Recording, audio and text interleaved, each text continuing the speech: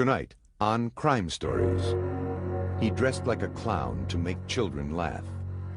But behind the face paint was a man who tortured and murdered. He was John Wayne Gacy.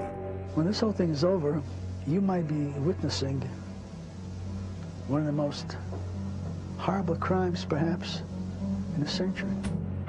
He claimed to be a loving father. See, I don't believe in hitting children. But what he did to his young victims was unspeakable. It was terrible, and the smell of death was everywhere. How he killed those boys for his own pleasures. How could you forgive him? To the end, John Wayne Gacy proclaimed his innocence. Vengeance is mine, saith the Lord, because you will have executed somebody that didn't commit the crime.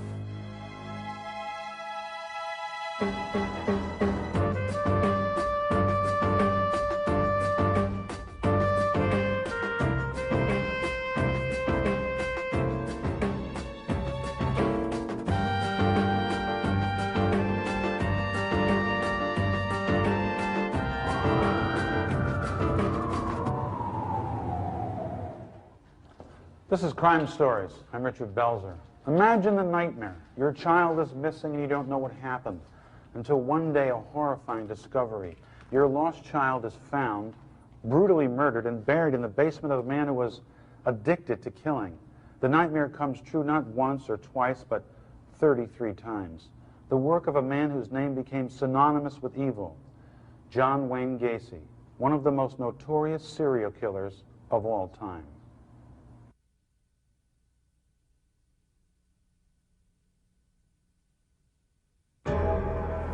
Spring 1992.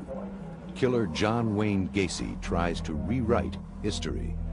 When they paint the image that I was this monster who picked up like these altar boys along the street and swatted them like flies, I said, this is ludicrous. The prison interview came 13 years after Gacy had been convicted of murdering 33 young men and boys from 1972 until 1978.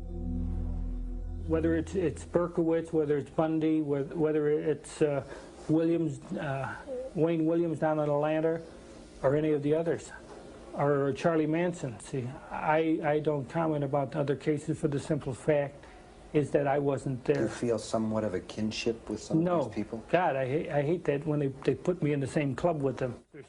With his execution date just months away, Gacy, then 51, was seeking a new trial. If people don't want to know the truth and the honesty of it, if they want to be convinced they're brainwashed into what they believe, then fine, then go ahead and kill me. But vengeance is mine, saith the Lord, because you will have executed somebody that didn't commit the crime. But the evidence against him was overwhelming. Evidence that didn't come together until December 1978, when a 15-year-old boy disappeared. He was one of a number of boys who had disappeared in the Chicago area, but something about him was different. The boy was Rob Peast, a sophomore in high school who worked part-time at the Nissan pharmacy in the northwestern suburbs of Chicago. On December 11th, at quitting time, he told his mother he was going to talk to a man about a construction job, but Rob Peast never made it home.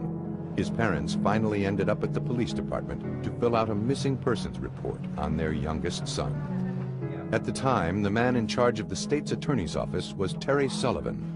One young police officer happened to come up the one morning, and he said, Terry, there's a couple that was here last night reporting their son missing, and I think there's something strange to it. I don't believe that he's a runaway. Sullivan agreed. Rob Peast was the consummate good kid, devoted to his family, an honors student who wanted to be an astronaut. There was no reason for him to run away. Something was wrong. Immediately, a search was organized. His parents were devastated. I went to pick up Rob at the drugstore where he works at about 10 to 9. And he says it would take a few minutes, that he wanted to talk to this contractor about a job. And then with that, I started browsing around the store, and I'd never seen him since. For police, the most obvious lead was the contractor Rob had gone to meet. His name was John Gacy. As it turned out, Gacy often hired young boys. 2 days after Rob disappeared, Sullivan called Gacy into the police station. And he basically just said he had no idea what we were talking about. He denied even knowing the kid, and in frustration, I had said to him that, well, I understand that you don't want to say anything, but we've got evidence that, in fact, you were seen with him very recently. Soon after that confrontation in mid-December 1978, police began tracking the movements of John Wayne Gacy. Meantime, a simple background check revealed that Gacy had been convicted 10 years earlier in Iowa. The charge was sodomy. The victim, a teenage boy. Gacy was released from the Iowa Men's Reformatory after serving only 18 months. Because of Gacy's record, a 24-hour surveillance was ordered. David Hackmeister, then a 6-year veteran of the department and a young father of 3, was assigned to the job. I knew that, in fact, they thought that this could be a homicide. They asked me to keep surveillance on the house. It soon became obvious that a concealed surveillance of John Gacy would be impossible. Gacy often drove over 60 through city streets. Over several days, frustration grew as 2 two-man teams followed Gacy on fruitless journeys throughout metropolitan Chicago. His personality could change in a split second. You know, one second we're his best buddy, we're his bodyguards that he's introducing us people to, and the next second we'll go into another bar and we're from the FBI who are harassing him. As the days went on, there was still no sign of Rob Piest. His family posted his picture throughout the neighborhood. Then, a lead. Gacy told the surveillance team that he owned some land up north in Wisconsin. So right away we're thinking that's where the body is. Of course, he's feeding us this information knowing that we're going to follow up on this, just kind of leading us off the track. Work at the state's attorney's office was more productive. The investigators had obtained a search warrant for Gacy's house, based on Gacy's sodomy conviction 10 years earlier in Iowa. My hopes, of course the hopes of the police officers and my fellow state's attorneys, was that we would find Rob alive. When police investigators entered Gacy's home, it was fastidiously neat. They collected an assortment of items: handcuffs, garter belts. One officer picked up a photo receipt from Nissan Pharmacy. But of all the items found, one of the most chilling was a class ring. It was quickly learned that the ring belonged to a recent high school graduate named John Zick, who, like Rob Piest, was missing. It was just the beginning. Through interviews with Gacy's acquaintances, it was discovered that 2 employees of Gacy's were also missing: Gregory Godzik and Johnny Butkovich. Both 17 years old, both had not been heard from for at least 2 years. An unmistakable pattern began to emerge, linking Gacy to missing boys. So it was as if a trickle had started, and now all of a sudden it's turned into a waterfall. It was then that the investigators got 2 final breaks. First, a fellow employee of Rob Piest revealed that she had put her photo receipt in Piest's jacket. That receipt was the same one found in Gacy's house. It provided a critical link, proving that John Gacy had contact with Rob Piest the night Rob disappeared. And there was more. Interviews with Gacy's employees revealed they had been asked by Gacy to dig trenches for new plumbing in the crawl space beneath the house. The story triggered a memory for a detective who had once used the bathroom in Gacy's house. Mind you, again, it's cold winter, and the furnace came up from bringing the fumes up from downstairs. Now, being an experienced homicide detective and Detective Schultz came back and said that he recognized the odor of bodies decaying. Bodies in the basement. It was an appalling idea that haunted detectives, some of whom had actually spent several hours inside Gacy's home in the rec room, just above the basement. Gacy himself had invited the detectives inside for drinks, perhaps out of arrogance, perhaps in an effort to taunt them. Based on these new clues, detectives pushed for a second search warrant. Then, late in the evening of December 20th, they followed Gacy to his attorney's office.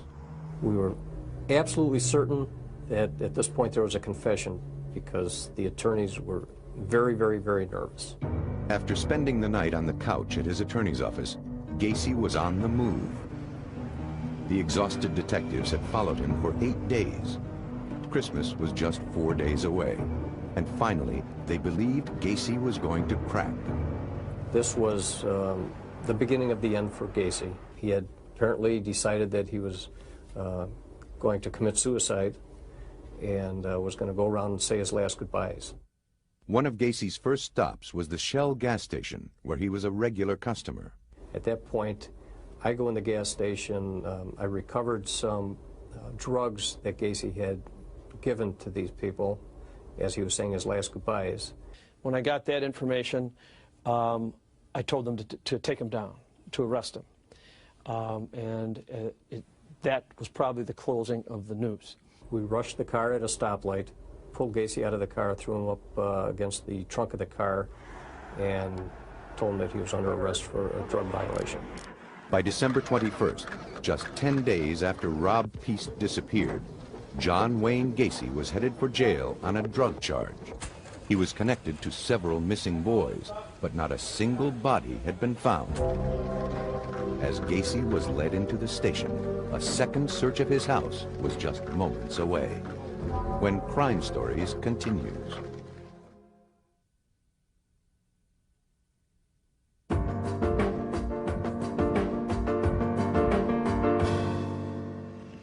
By the spring of 1992, the Menard State Penitentiary in downstate Illinois had been John Wayne Gacy's home for 13 years. And so, by the time he agreed to be interviewed, he had an answer for everything. Even when he was asked about the odor from the crawl space, Gacy had an explanation. You know, I found it as odd when we bought the house that a house with a crawl space would need a sump pump. But then I learned the first time it rained that this ground gets wet under there, and then the crawl space actually floods up to a foot deep in water. And then as it recedes, it puts out a musty odor. There was always a musty odor in that house. As for the day in December 1978, when a police detective thought he smelled decaying bodies, Gacy said it wasn't that at all. We had come into the house, and my little Lhasa Apso was in the house. And of course, he had been locked in the kitchen, you know, all day. Well, the little puppy, he piddles. See, and while he's piddling and while he is doing his business on the paper and that, you can imagine what it smells like if you go into a closed room and when the heat came on. Still today, it seems inconceivable that Gacy would rely on such a defense. Because the truth about the crawl space became international news on the very day Gacy was arrested. On the night of December 21st, 1978, while John Gacy was held at the Des Plaines police station for possession of marijuana, the second search of his house began. While some officers looked for evidence upstairs, two went below into the crawl space. Moving on hands and knees, the evidence technicians surveyed the muddy ground. One officer took a shovel, dug down about 6 inches, and pulled up something hard. It was a human bone. While held at a local police station, Gacy complained of chest pains and was rushed to a nearby hospital. Detective David Hackmeister met him there. I hadn't been there maybe 20 minutes or half an hour when I got a phone call from my supervisor advising that they had found bones in the crawl space. At that time, Gacy was just being released from Holy Family Hospital, and I advised him at that point that he was under arrest for murder. Defeated, Gacy looked straight at Hackmeister and said, "Dave, I'm ready to clear the air." He then confessed to the murder of more than 30 young men and boys. He certainly held nothing back. He talked about the very first person that he killed, and that he had stabbed him to death, and that caused such a mess that he had to come up with another plan after that. Every person that he killed thereafter, he came up with a plan to strangle. The specifics Gacy provided of torture in his house were staggering. He talked in detail about sexually abusing the boys and strangling them. As Gacy talked, the officers looked for some feeling in him, some emotion about what he had done. There was none. In the confession room, I most clearly remember that there was no remorse. Very, very cold about it. By the next day, word that bodies had been found at John Gacy's house had spread through the media. The Cook County medical examiner, Dr. Robert Stein, arrived and joined the crew to direct the exhuming of the bodies. First, they ripped out the floorboards of the house, exposing the crawl space completely. Some workers dug through the mud beneath the house. Others began to dismantle the garage. By midday, the first body bag emerged. The crew pressed on. A second body was carried out shortly after. On that first day, a ritual was established that would last as long as the digging continued. Each afternoon, Dr. Stein would report the discoveries of the day. In the garage, there was just that one skeletalized remain, and in the house itself also a skeletalized remain. No one knew how many bodies would eventually be found, but based on Gacy's confession, officials speculated that the number would be considerable. When this whole thing is over, you might be witnessing one of the most horrible crimes, perhaps, in a century. Early on, investigators brought in the one person who could provide the most help, John Gacy. He showed them one spot to check and then was quickly whisked away. Gacy's information about the graveyard beneath his house was remarkably precise. At one point, he even drew a sketch of the crawl space. To this day, it's a bone-chilling little handwritten sketch because this guy knew where almost every body was. He didn't remember the names of them, or he wouldn't tell us the names, but he knew where they were in the basement. All 6 bodies were essentially skeletalized. For those working in the crawl space, the job was horrendous. Each time they dug a hole, it would immediately fill with water. They would sort through the mud by hand, picking up small bones. Whenever they found a skull, they placed a stake into the ground with an identifying number. Outside in the freezing cold, among the spectators was veteran crime reporter John Drummond. It attracted the curious, despite the cold weather. People would come out there to see the scene because what had this scene ever happened before? No. The odor was terrible. All the investigators that we talked to afterwards admitted that the stench, despite the fact it was very cold weather, was overwhelming. It was terrible, and the smell of death was everywhere as they went in there. Some people came not just out of curiosity. They were relatives of young men who were missing. I just have a grandson missing, and it's just a stab in the dark. The number of bodies found today are 6.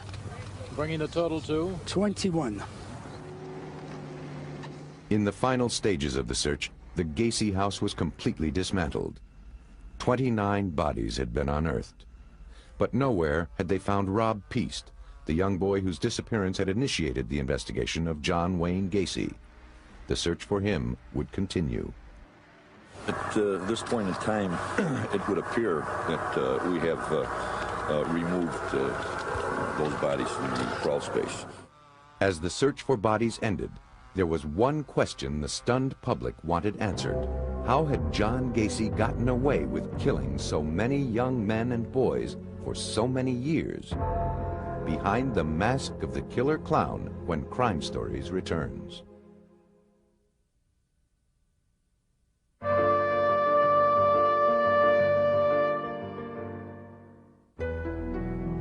In 1992, in his television interview from prison, John Gacy presented himself to the public as a man deeply concerned with the breakdown of family values. Do you realize by 1993 that 50% of the American families will be single-parented?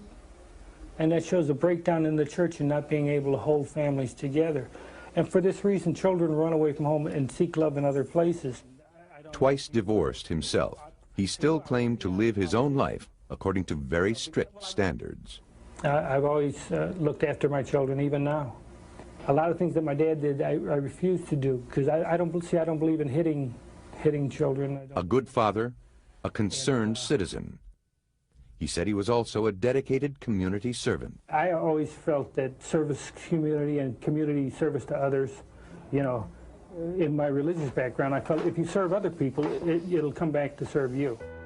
Ironically, for people who knew Gacy before his arrest, his statements were actually believable, because the public life of John Gacy was that of a model citizen and loving father. As the bodies, one after another, were pulled from Gacy's house in December 1978, there was no group more stunned than the group of people who considered themselves Gacy's friends. I still find it hard to believe him. I've known the man 4.5 years, and I thought the world of him. To those who knew him, John Gacy was not only a successful businessman, he was also a good neighbor. Routinely, he opened his house for lavish holiday theme parties. But what many remembered about him most was that he often dressed up as a clown to entertain children. At the top of it all, I mean, he used to do a lot of his charitable work. In other words, the guy was a clown, and he put on shows and all that, and the kids dirty, treated the kids real good and all that. But now, with the bodies being pulled from his basement, the world discovered another side to John Gacy. And suddenly, people wanted to know, who was this Dr. Jekyll and Mr. Hyde? Attorney Greg Adamski, who later represented Gacy, discovered Gacy operated by his own rules. Most of the things that all of us value, John had no value for at all.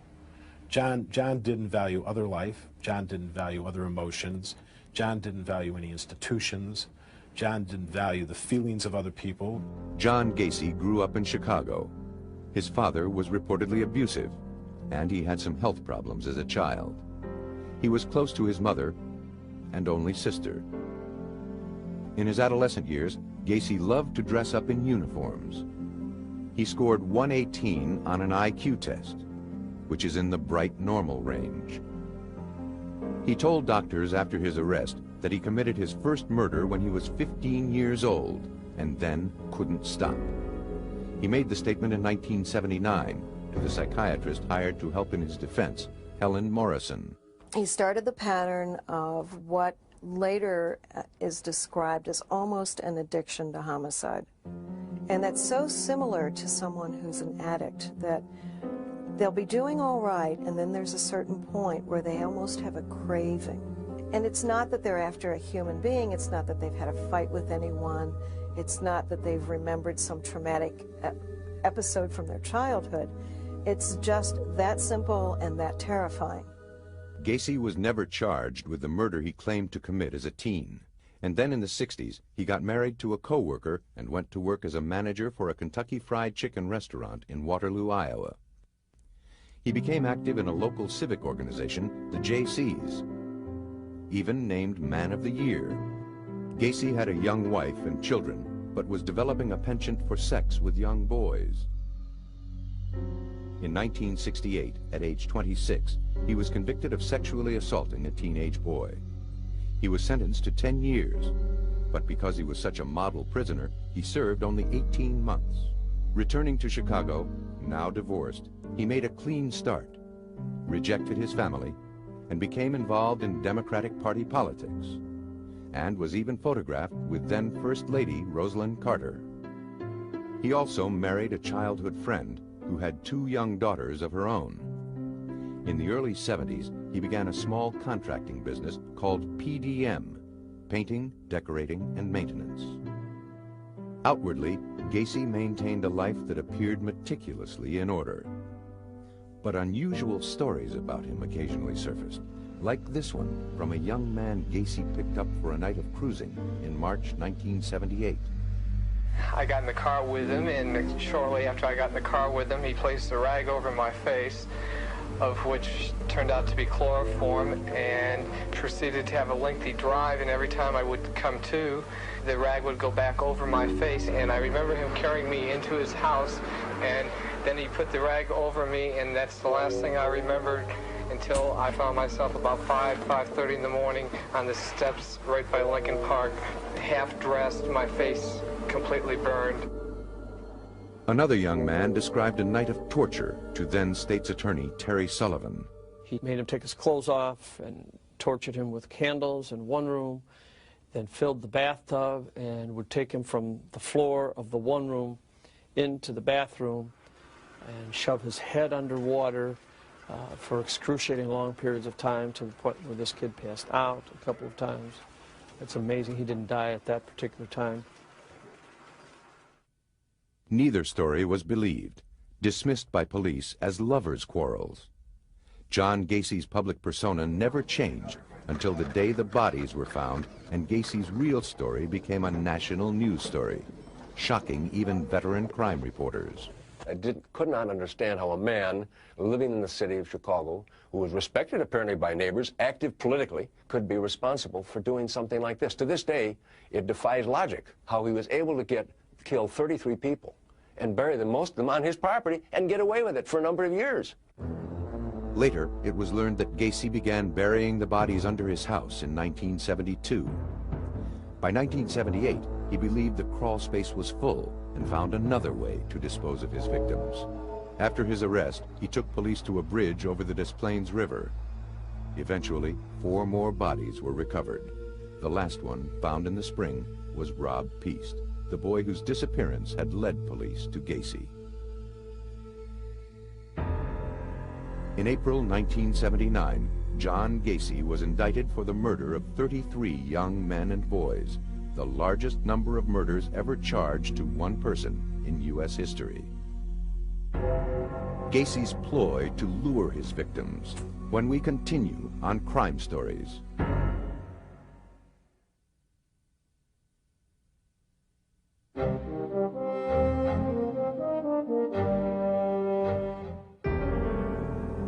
Of all the statements John Gacy made during his 1992 interview from prison, the most chilling were those he made about his victims and their families. His contempt for them was obvious. That one mother that gets on television all the time who thinks I should be given 33 injections, I think she ought to take 33 Valiums and go lay down. She goes on Geraldo Show and all these other shows talking about, I think it's Maori, I think is the name. Her Marine son. Her Marine son, if her Marine son was so great, what the hell did he run away from home 12 times? From the beginning, Gacy's victims were known as numbers that represented nothing more than the sequence in which they had been found. From the crawl space, they were taken to the county morgue, where the real work began, the job of identifying each body, changing the number to a name. The first body found turned out to be 17-year-old Johnny Butkovich, one of the boys who had worked for Gacy. The second was Greg Godzik, also an employee.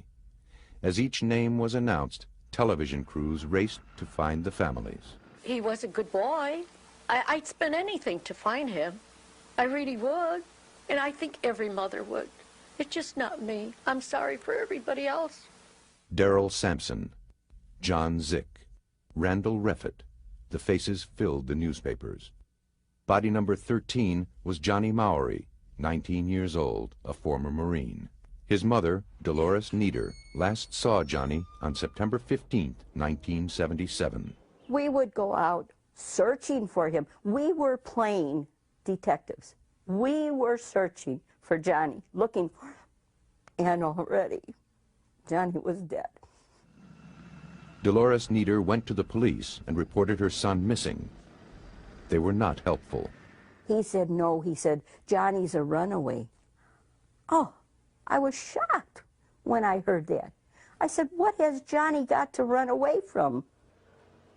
It was the same with all the others. Not a single parent was believed. And for years, some police officers unwittingly played right into Gacy's hands. And what he said to us, nothing wrong with Johnny, Johnny is not dead. What made He's you... missing. That's all what he say. He's run away.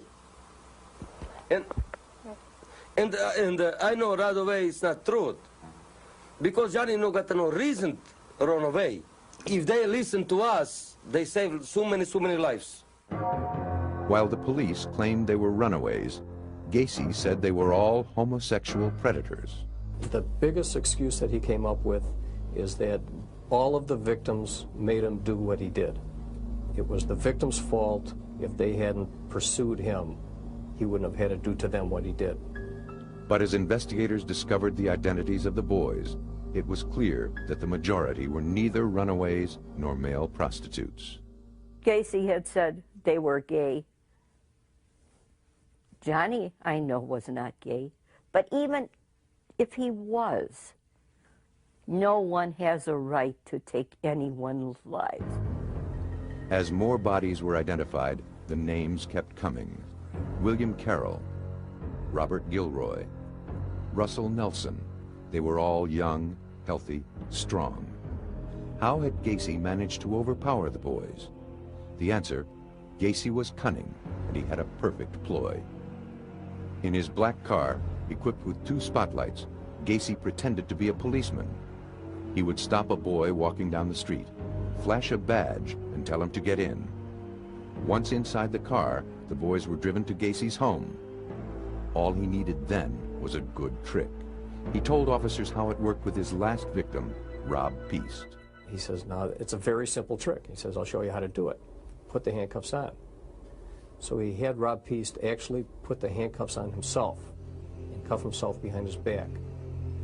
And Rob struggled with the handcuffs for several minutes and said, "Well, what's the trick here?" And John reached into his breast pocket and pulled out the key to the handcuffs and said, "The trick is you have to have the key." With the boys restrained in the handcuffs, Gacy then moved on to his rope trick. Slipping a rope over the victim's neck and twisting a rod through it over and over until the young man collapsed. For the parents who heard the stories of their children's last moments, the image was horrifying.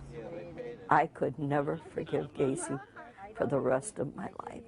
How on earth can you forgive someone who takes a loving child from you and who does it in such, a tragic way?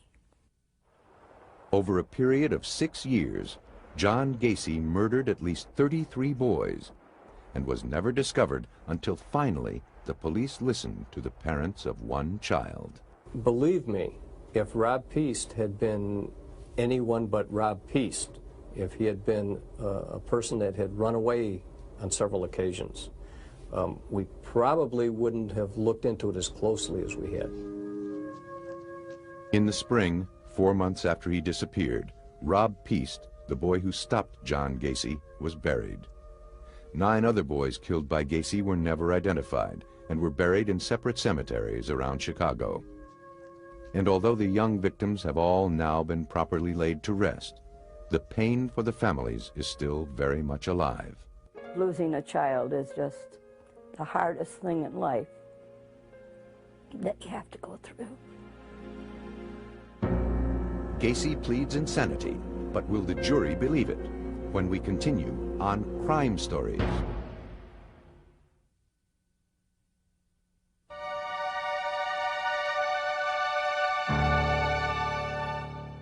As John Gacy spoke from prison in 1992, he made it very clear that he was tired of being associated with other famous serial killers, especially the man who killed and then consumed his victims, Jeffrey Dahmer. I'll tell you this, that's a good example as to why insanity doesn't belong in the courtroom.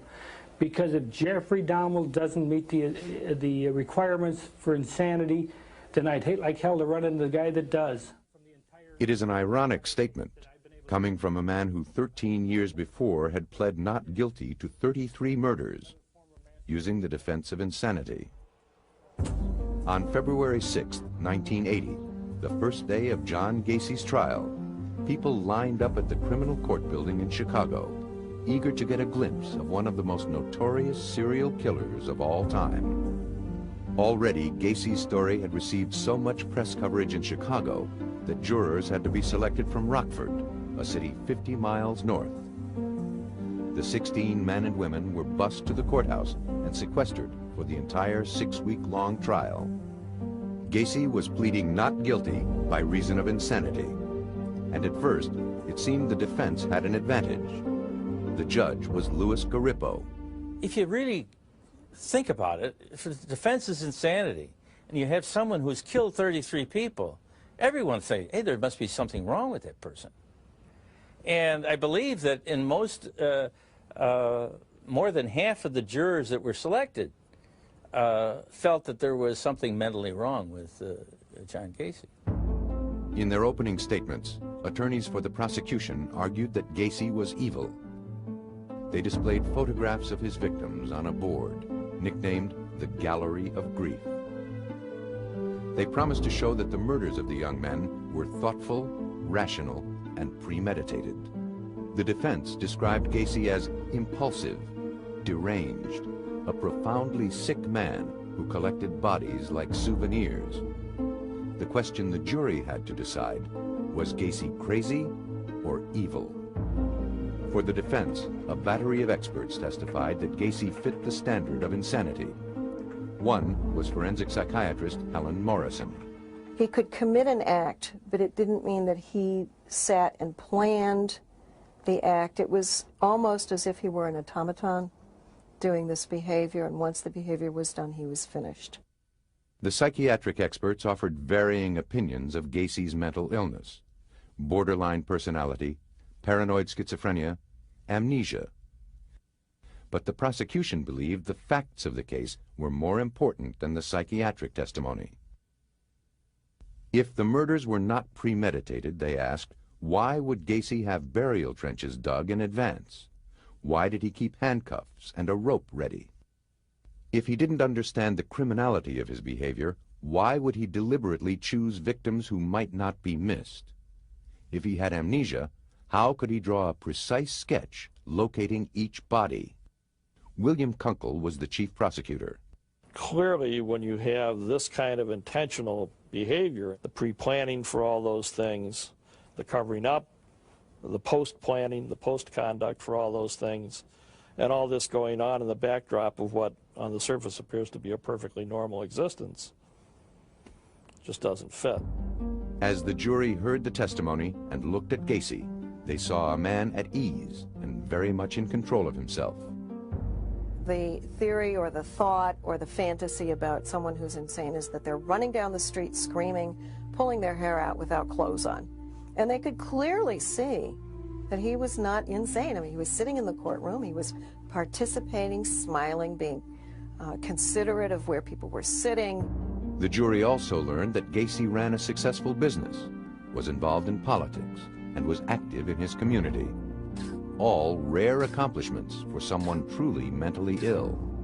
A real medical model psychiatrist that really treats patients and understands mental illness will never believe that you can turn this kind of serious mental illness off like a faucet. Did he have personality disorders? Absolutely. Was he a sexual deviant? Of course, but psychotic? Not even close. Throughout the trial, Gacy remained confident, certain that he would win the case. He had been in the back and he was reading the Chicago Sun-Times and some of the ads in there. And he had torn out a page and he had circled a party, a St. Patrick's Day party, that was to be coming up. And he had the bailiff give it to me on the table and he said, "I'll see you there." But then, toward the end of the trial, there was testimony that the defense believed was a final blow against Gacy. At that time, there was a psychiatrist who testified that if he was found insane, he would be put out on the street because he could not be hospitalized against his will. That, obviously, no one in their right mind believed that this man was sane, but no one was willing to take the chance that he would be out on the street. The last dramatic argument came from William Kunkel. I said to the jury, I said, well, if you want to show mercy, and then I just stopped in mid-sentence. I turned around and I walked over to the victim board, and real slow, I ripped each photo off the board with a loud snap. Take my time, about 2 minutes, to get all 22 off in my hand, and I walked back in front of the jury box right in their faces, and I said, look, if you want to show this man mercy, you show him the same mercy he showed when he took these 22 lives off the face of the earth and put them here. And I just threw them in the crawl space opening, walked away. I left a couple of minutes of pin-drop silence in the courtroom, and that was a good point. The jury took only one vote and unanimously agreed to find John Gacy guilty of 33 counts of murder. The next day, they sentenced him to death. Gacy deals from death row when Crime Stories continues.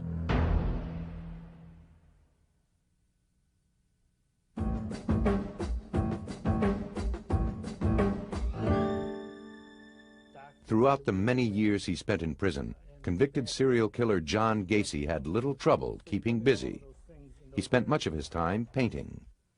This is Christ as I see him in my cell.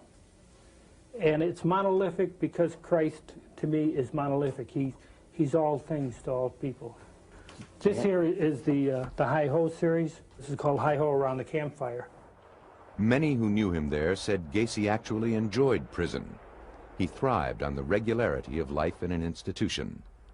Karen Conti was one of his appellate attorneys. His life outside of prison was just completely filled with anxiety for him.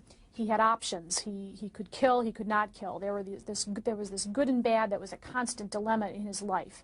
When he was in prison, all of that was removed. He had his life set up in a very orderly fashion. If you want to know what my life is like, I log it every day. For the last 12 years, all you got to do is ask. I can tell you everything.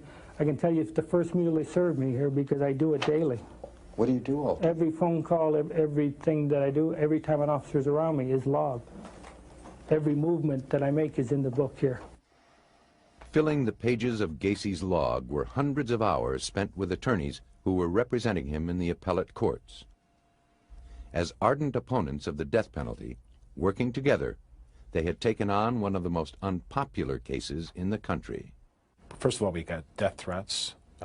We had clients who quit us.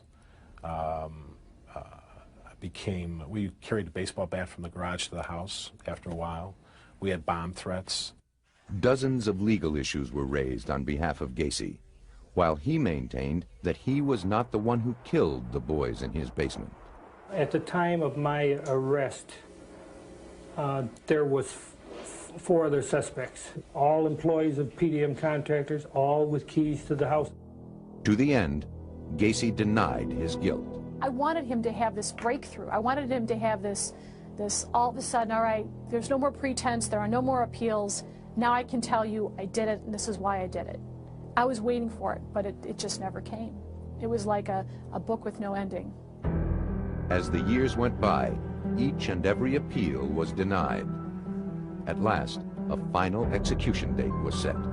May 10th, 1994, 14 years after his conviction. There was nothing was going to delay the killing of John Gacy because the people were bound and determined that John Gacy was going to be killed. Throughout the years on death row, Gacy claimed that he was not worried. He had no reason to fear the day he would die. If you believe you've lived your life the right way, then you do not have nothing to fear, in my case. You're not worried about facing God? No. I'm fairly comfortable with him. I've been at the Catholic services, I'm the server for the priest for the last 10 years. I have no qualms about doing that. I've had confession, I have communion, and I am at peace with myself. On the morning of his execution, Gacy was flown from his downstate prison to the death chamber at Stateville Correctional Center. We have attorneys on standby that will be available to the very end to fight any attempts to stay this execution. By 7 that evening, the U.S. Supreme Court denied a last request for a stay of execution. At the end, Gacy wanted to speak with each of the lawyers separately. He took me aside and he wanted to thank me for trying as hard as I could and for keeping him occupied with jokes and for being kind to him and calling him and keeping him informed. Even while the crowds cheered outside his cell, Gacy did not believe he was going to die. At about 11:15 on the night that Gacy was killed, one of us called up Gacy and said, "How are you doing?" And Gacy said, "You know what? Can this wait? Can I talk to you in a while?" We said, "No, John, it can't wait. I mean, what do you mean a while?" He said, "Call back in an hour or two." I said, "John, you're going to be dead in an hour or two. What are you thinking about?" There was a candlelight vigil by opponents of the death penalty, but far more people clearly were in favor of his execution. Just after midnight, with relatives of his victims watching on a television in the prison basement, Gacy was strapped to a gurney in the execution room. He was given 3 lethal injections. John Wayne Gacy was pronounced dead at 12:58 a.m. He got a much easier death than any of his victims. In my opinion, he got an easier death than he deserved. But the important thing is that he paid for his crimes with his life. A few months after Gacy's execution, a ceremony was organized. Relatives of the boys who were killed were invited to take a painting by Gacy and burn it. It was nothing more than a symbolic gesture, but for many, it seemed to fulfill a goal: to rid the world once and for all of the grisly horror that John Wayne Gacy had created.